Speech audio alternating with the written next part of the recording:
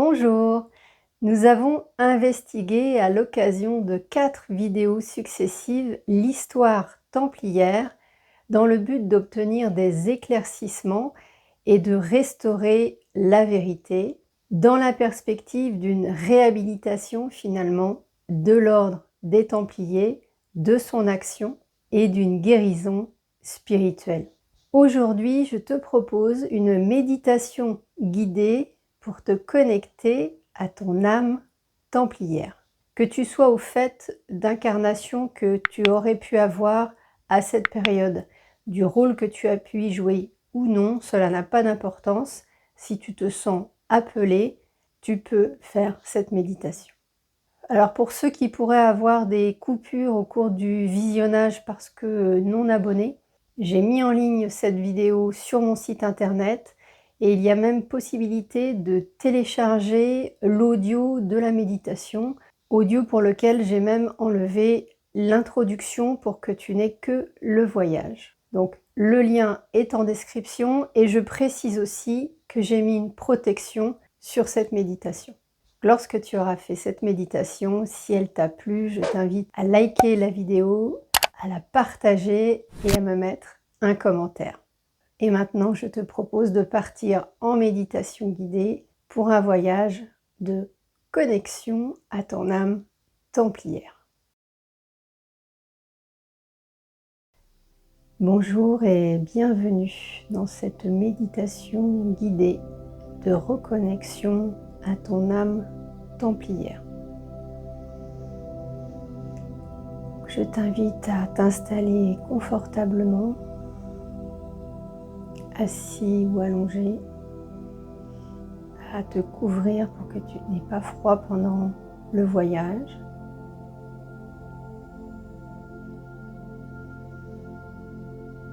Et à te laisser guider.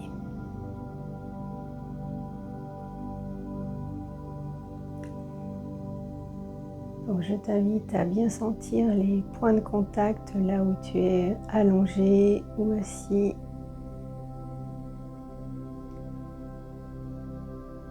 À bien te déposer à l'intérieur de ton corps.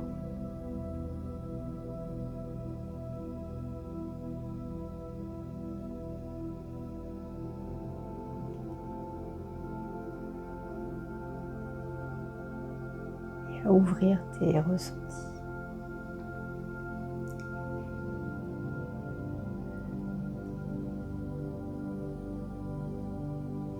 Là, c'est en train de monter en fréquence.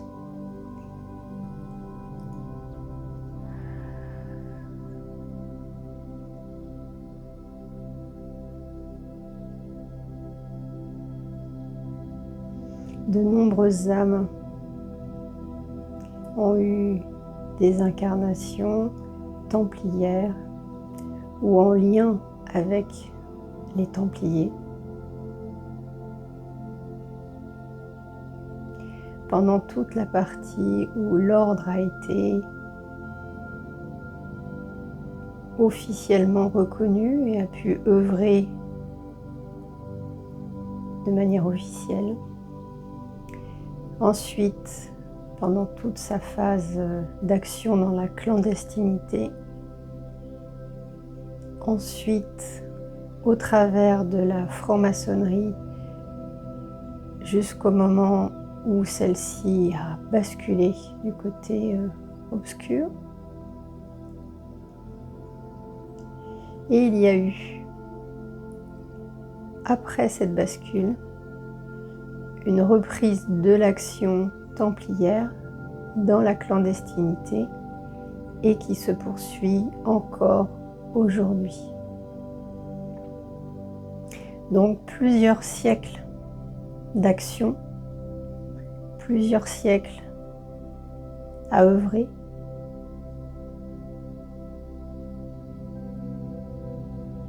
Ça explique le nombre conséquent d'âmes qui sont concernées. Et pour la plupart, elles ont même eu plusieurs incarnations.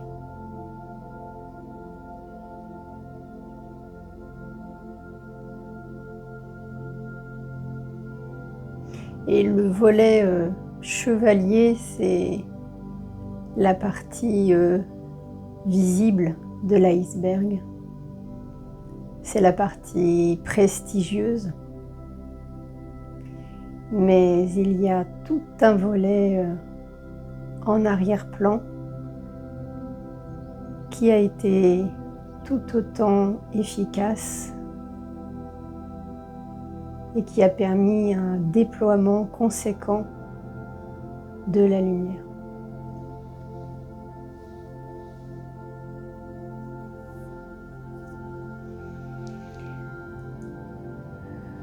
Et en plus de cela, il y a eu des civils ou des non-templiers, pourrait-on dire, qui ont collaboré étroitement avec cet ordre, avec tous ceux qui en faisaient partie et qui ont contribué également de manière encore plus discrète finalement à ce qu'elle puisse œuvrer.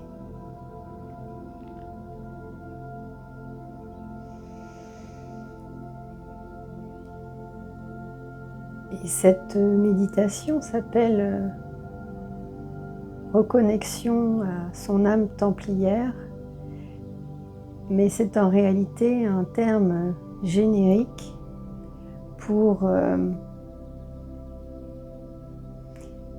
parler en quelque sorte de l'archétype des âmes qui ont été templières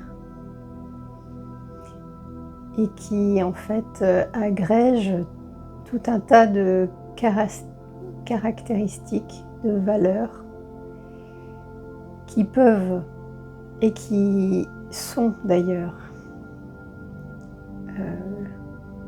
déployées par de nombreux autres êtres sans pour autant avoir fait partie de l'ordre des Templiers. Donc c'est plus l'état d'esprit, la philosophie qu'il y a à mettre derrière cette appellation d'âme templière que d'avoir fait à proprement partie de l'ordre des Templiers. Ça a pu être le cas, ça a pu être connexe et ça a pu être totalement ailleurs à l'occasion d'autres expériences.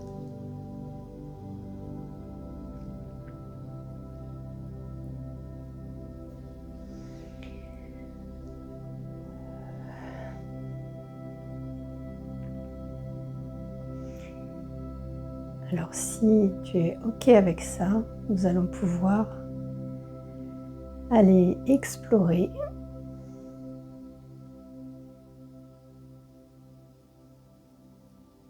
ce qu'il y a derrière ces âmes de nature templière.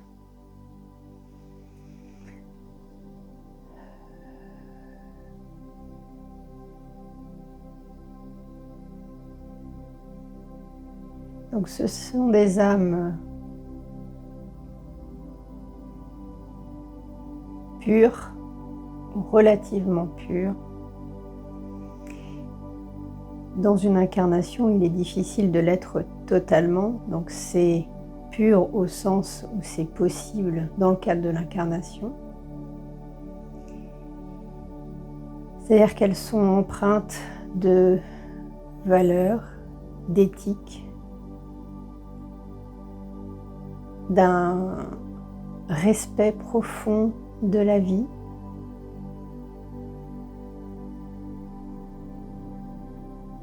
sous toutes ses facettes, et qui ont eu à cœur tout au long de leur incarnation de pouvoir déployer ces caractéristiques-là, les promouvoir et donc faire avancer le déploiement de la lumière à la surface de la Terre.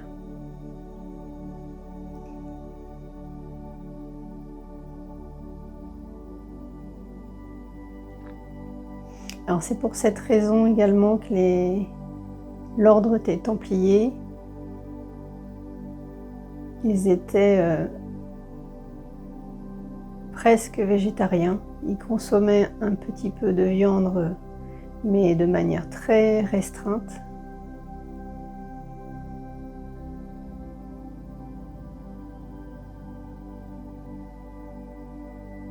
Et donc c'était en lien avec leur philosophie.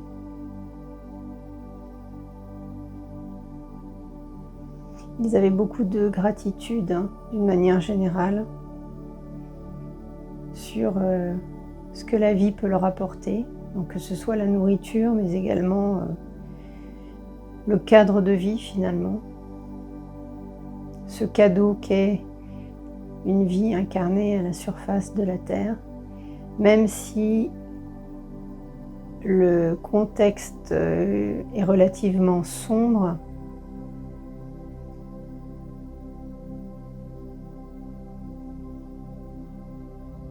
Il n'en demeure pas moins que c'est l'occasion de pouvoir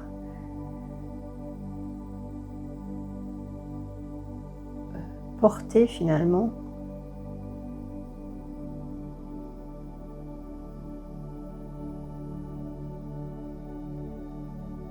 ce que sont que les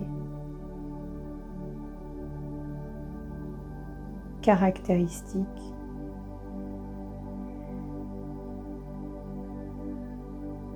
d'être lumineux. Et donc là, j'ai l'image comme si, donc il fait nuit, et en fait, c'est comme si il y a un porteur de torche, et donc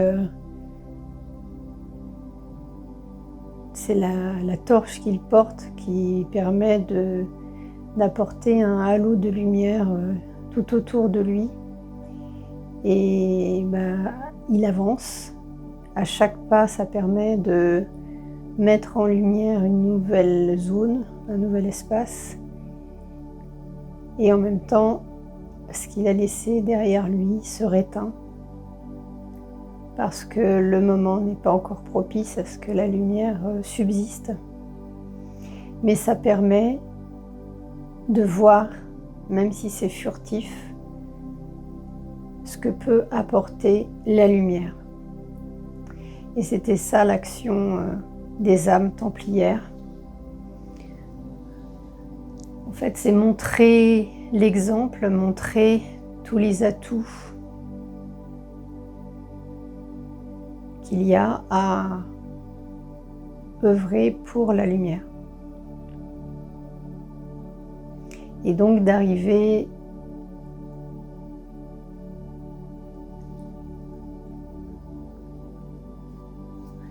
et donc de donner l'impulsion à tous les êtres qui sont empêtrés finalement du côté obscur, de leur montrer la voie, le chemin. Donc les âmes templières sont des éclaireurs en quelque sorte. Ce sont des âmes qui portent quelque part l'avenir, en tout cas qui montrent les potentialités d'un avenir meilleur, à condition de faire le travail individuel pour pouvoir se nettoyer, se libérer. J'ai l'image là de se déshabiller quelque part des habits de l'ombre. Et donc ces âmes, elles montrent le chemin en incarnant certaines caractéristiques. Et donc il y en a une qui est celle d'être libre, de se sentir libre, même en étant enfermé dans une prison, par exemple, on peut se sentir libre à l'intérieur parce qu'on a compris, parce qu'on a accès à certaines connaissances du fonctionnement de la vie, du monde et de l'au-delà.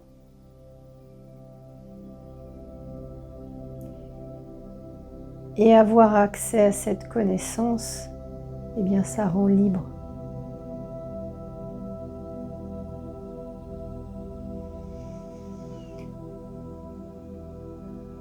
Donc sentez en vous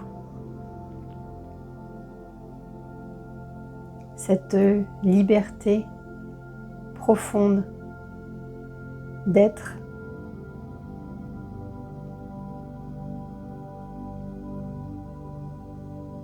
qui est venue s'incarner en conscience, en sachant pertinemment qu'il allait intégrer un monde difficile, complexe, lourd, mais qu'il ne serait que de passage, que ce ne serait que transitoire, et qu'après cette incarnation, il retrouverait toute sa capacité à se mouvoir, puisqu'il ne serait plus entravé par la matière et donc son corps.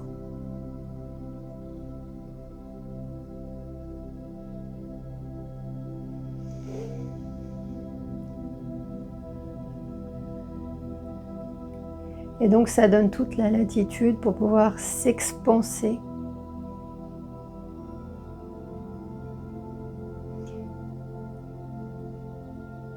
c'est rassurant également.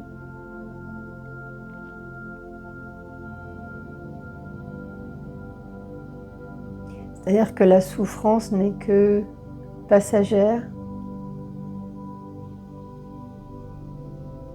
Elle est en lien avec la matière, avec l'expérience, mais elle ne dure pas dans le temps.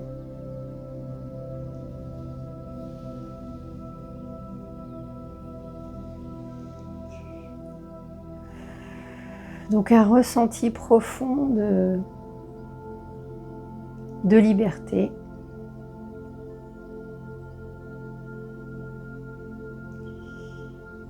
Qui laisse aussi tomber les peurs.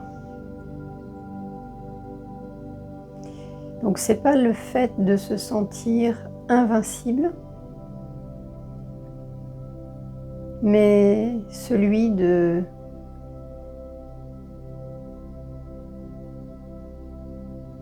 savoir quelque part d'où il vient, où il va et pourquoi il est là.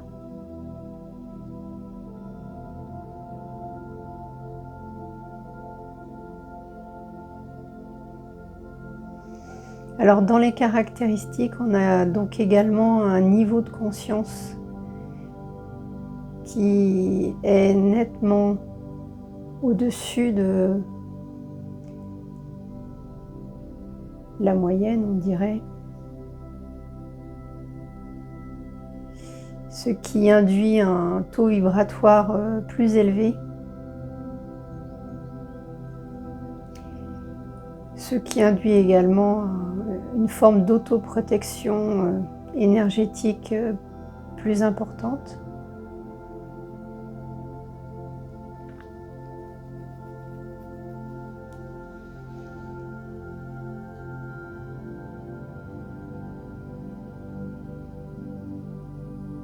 Et qui explique également la sagesse.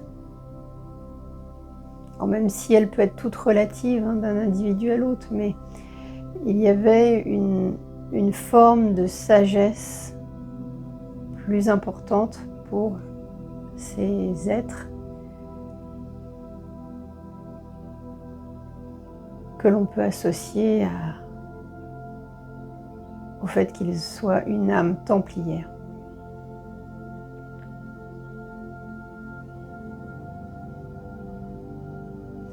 Et cela apporte une forme de félicité également. Il y a une forme de sérénité, quelque chose de très très calme, posé, de confiance également, une confiance intérieure.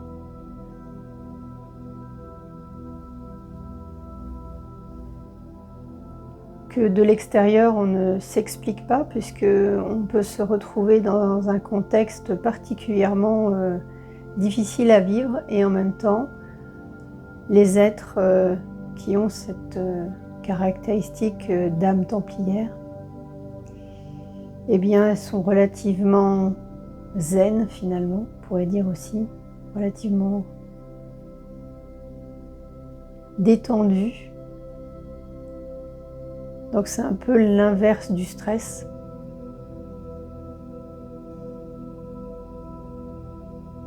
Il y a une forme de paix intérieure dans le vécu de ces êtres, et ce, quelle que soit l'expérience qu'ils sont amenés à vivre.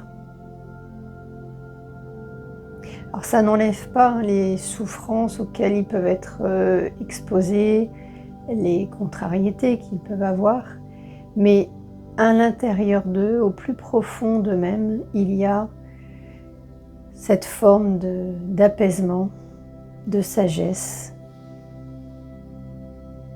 de confiance finalement,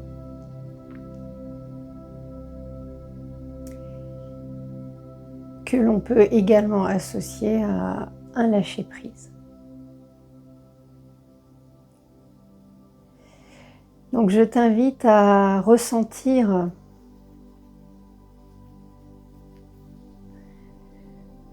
ces caractéristiques au plus profond de toi. Tu as connu cela sous une forme ou sous une autre.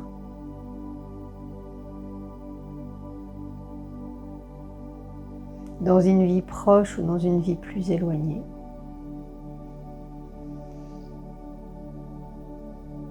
Et tu peux reconnecter avec ces caractéristiques, cette approche, cette philosophie, cette façon de voir la vie. Dans l'ouverture,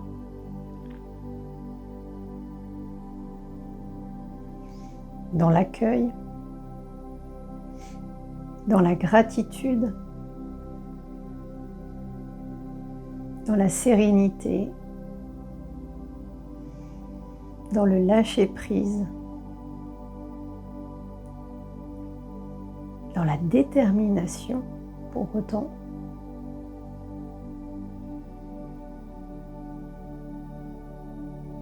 dans l'action,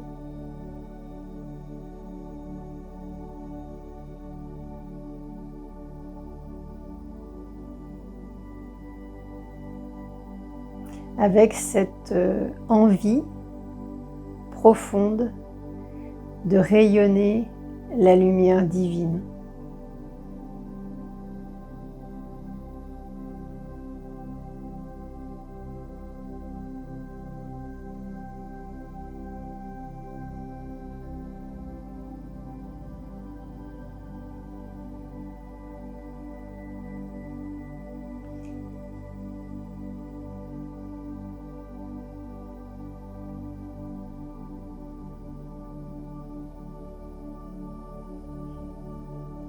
Et donc,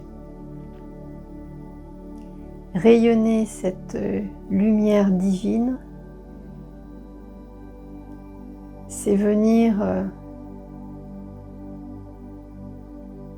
éclairer le divin, y compris lorsqu'il existe, lorsqu'il se déploie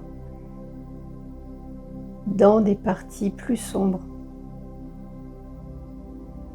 Et ce n'est finalement qu'un autre angle de vue de la même chose.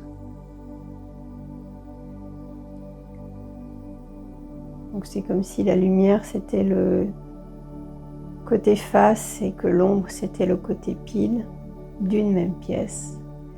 La pièce étant le divin. Et donc il y a également une certaine bienveillance de ces âmes templières vis-à-vis du déploiement de cette ombre tel qu'il s'est opéré, qui avait sa raison d'être, mais qui peut être réactivé, réinnervé pour devenir lumineux et transmuter le côté sombre en lumière.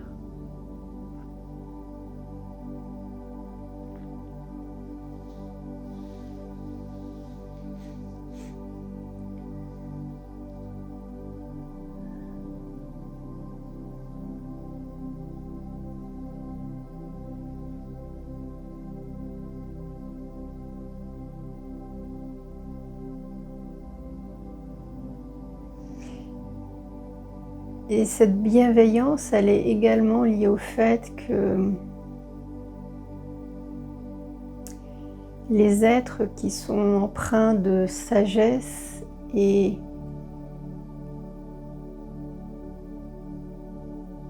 qui ont une conscience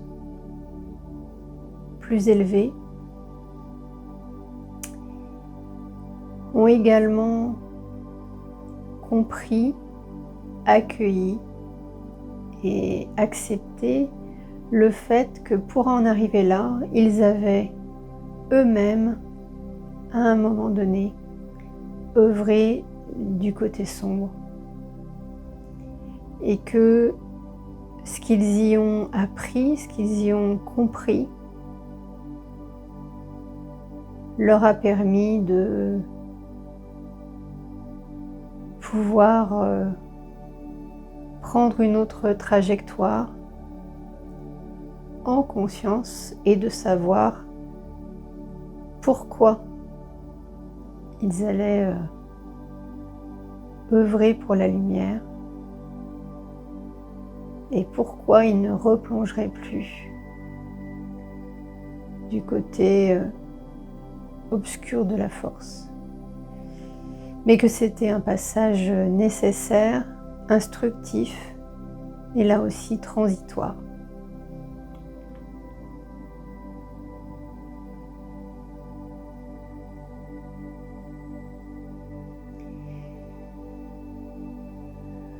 Donc j'ai à nouveau le porteur de torche là qui éclaire les zones d'ombre autour de lui, des zones qui étaient précédemment dans l'ombre.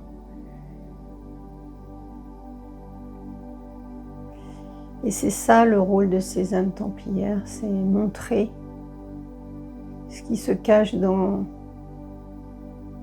les angles, dans les coins, dans les recoins. Mettre le doigt là où c'est nécessaire, juste pour montrer, mettre en évidence.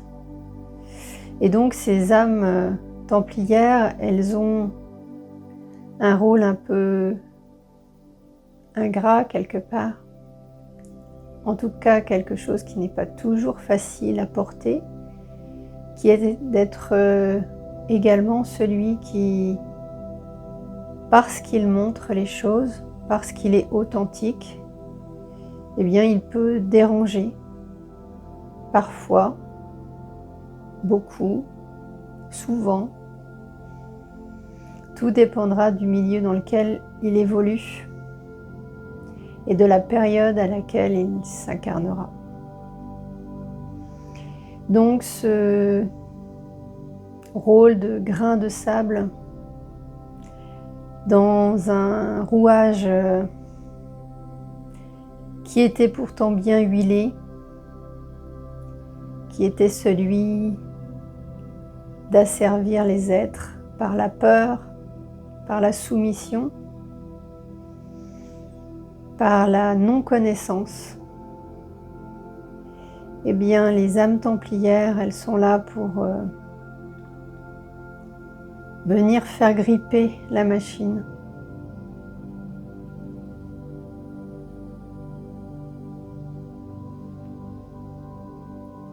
Et ça, pour bon nombre d'entre vous, c'est pas toujours ok. C'est difficile à porter. C'est inconfortable. Et en même temps, montrer aux autres ce qui est à faire évoluer, à conscientiser, eh bien c'est également un effet miroir de ce que l'on a à l'intérieur de soi. Et c'est ça qui rend l'exercice inconfortable. Et c'est lié au fait que l'on soit unité. Donc ce que les autres ou ce que le système, en tout cas ce qui est à l'extérieur, révèle, montre, eh bien c'est tout cela, on en fait partie et donc on l'a également à l'intérieur de soi. Et inversement, ce qu'on a à l'intérieur de soi, on va le retrouver à l'extérieur.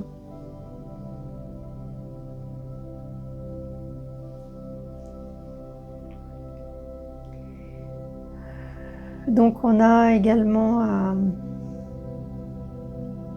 à faire la paix avec cela, à comprendre que tout est juste et que on est également venu pour faire un travail intérieur conséquent et que c'est le chemin de toute une vie, que ça œuvre pour soi, que ça œuvre pour le collectif et donc ça œuvre pour les autres.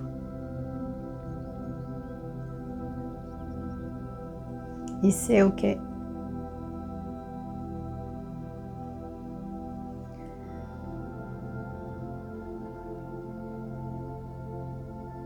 Donc accueillons avec bienveillance ce foisonnement d'incohérence,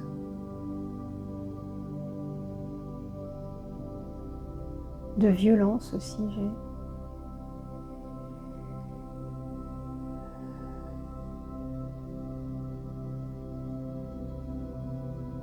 Tant que nous les percevons, c'est que le travail n'est pas terminé et que nous avons à continuer à œuvrer pour nettoyer, pacifier cela.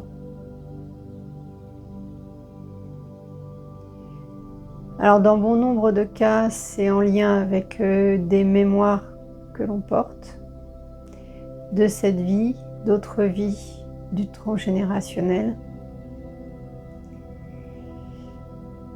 et qu'il est assez aisé de les transmuter à partir du moment où on est d'accord pour le faire, qu'on est ok avec cela, que l'on reconnaît son histoire, quelle qu'elle soit, et qu'on accepte de s'en détacher. Et les freins principaux viennent du fait que on n'est pas prêt la plupart du temps à s'en défaire. C'est comme si on se confortait dans toutes ces mémoires qui sont collées à nous, qui sont autour de nous, qui font une espèce de cocon de mémoire, mais un cocon de lourdeur, mais un cocon que l'on connaît. Et transmuter toutes ces mémoires, c'est amenuiser progressivement son cocon et in fine, lorsqu'on aura fait l'intégralité du travail, être à nu, donc libre de toutes ces mémoires, libéré, délivré, forcément. Mais quelque part, il y a une peur intérieure d'en arriver là parce que le confort de l'habitude, en fait, de ce qu'on connaît. Mais la finalité, c'est celle-là. Et si on la conscientise, ça va être plus aisé pour l'atteindre.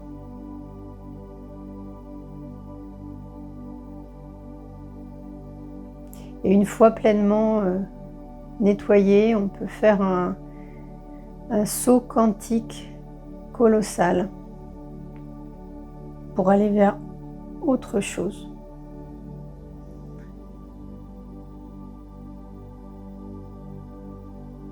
Et ce autre chose, eh bien, c'est notamment la 5D. Et donc ces âmes templières, c'est ça qu'elles sont venues faire, d'une part, ce méga nettoyage individuel et collectif, de montrer en rayonnant leur lumière ce qui peut j'ai des images, c'est pour ça que c'est pas évident, de montrer en fait vers quoi aller et de montrer également ce qu'il y a à faire. Et en même temps, par cette lumière, d'apporter un bien-être,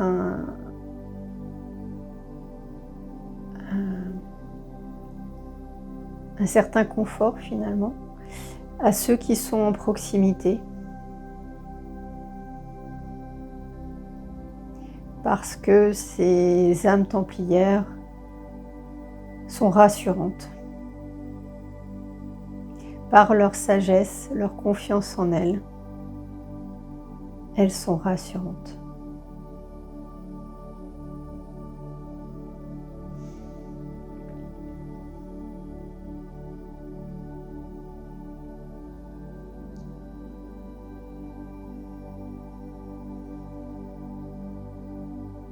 Alors bon nombre d'entre elles ne savent pas forcément qu'elles sont venues avec cet objectif-là.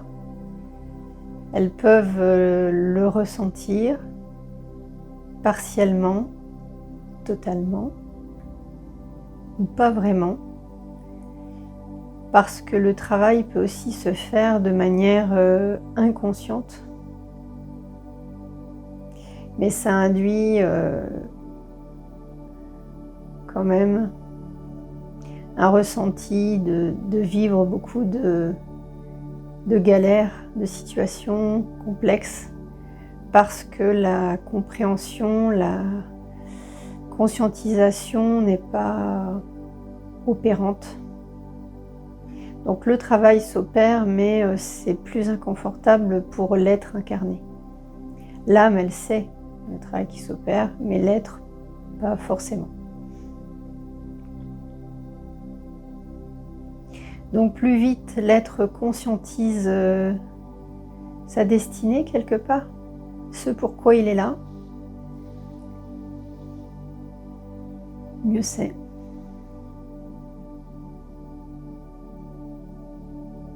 et ça peut lui permettre d'entrer dans un processus conscient et donc d'avancer plus confortablement et plus rapidement également.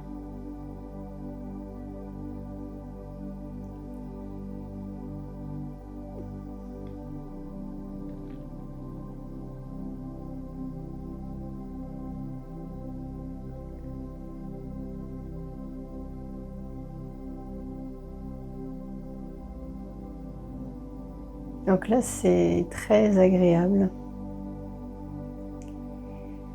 Les énergies sont très agréables.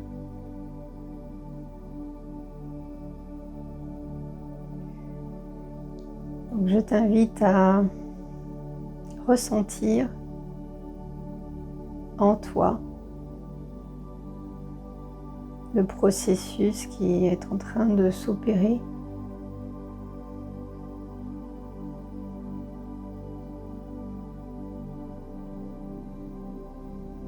Donc là, nous avons des énergies qui sont porteuses, qui sont aidantes pour favoriser ce processus de compréhension, de conscientisation pour son propre cheminement.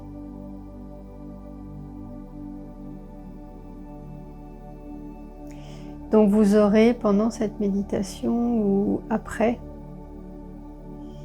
plus de clarté sur le déroulement de votre vie, de l'imbrication des événements les uns par rapport aux autres, comme si les relations de cause à effet allaient être beaucoup plus évidentes pour vous.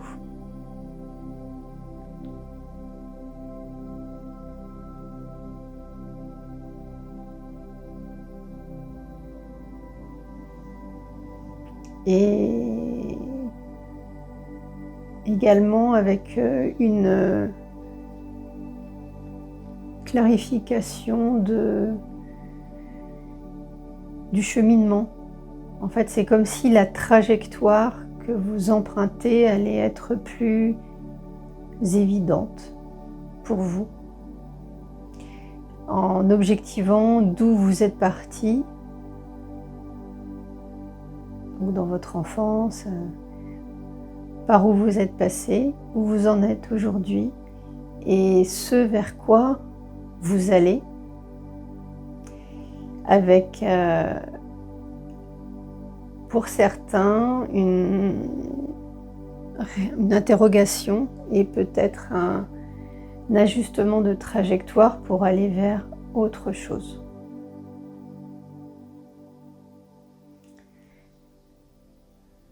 Donc ça va travailler de manière certaine dans les jours qui suivent là. Certains vont peut-être avoir des réponses par les rêves, d'autres par les synchronicités, et d'autres par des flashs de compréhension d'événements importants qui se sont passés et qui sont des marqueurs en fait importants dans le cheminement, et vous comprendrez pourquoi. Et en quoi également.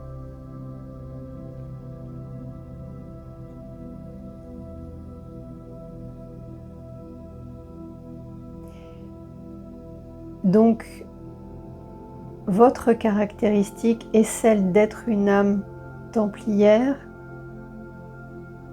C'est un choix que vous avez fait, un choix d'ailleurs, un choix d'avant, mais c'est un choix qui a été opéré. Il y a quelque chose de très beau dans ce choix, celui de venir aider l'humanité dans son cheminement et en même temps de vivre une expérience et un parcours personnel qui est favorable en termes de parcours et d'élévation d'âme. Donc conscientisez cela, reconnaissez-vous cette envie, cette détermination d'âme finalement à œuvrer de cette façon-là. Lorsque vous irez sur d'autres incarnations, vous aurez d'autres caractéristiques, mais cette sagesse, cette éthique, ces valeurs, c'est quelque chose qui est intrinsèque à votre âme, à votre conscience. D'où le déploiement ici et ailleurs. Donc accueillez cela et poursuivez ou engagez un parcours plus conscient de qui vous êtes. Et tout est juste, que ça intervienne à 20 ans ou que ça intervienne à 70 ans, ça n'a aucune importance. Ce qui compte, c'est le chemin, ce que l'on apprend, ce que l'on en comprend, et donc les élévations qui en découlent. Donc tout est OK. Et il est important également de comprendre que tout le monde ne part pas du même point de départ. Donc les âmes templières sont également des âmes qui ont déjà eu beaucoup d'incarnations.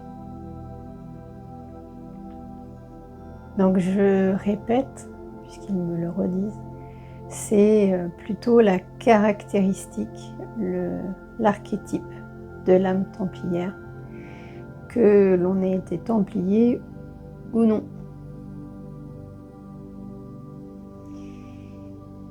Voilà. Alors on va redescendre progressivement, tranquillement. En même temps, on est bien dans ces énergies-là.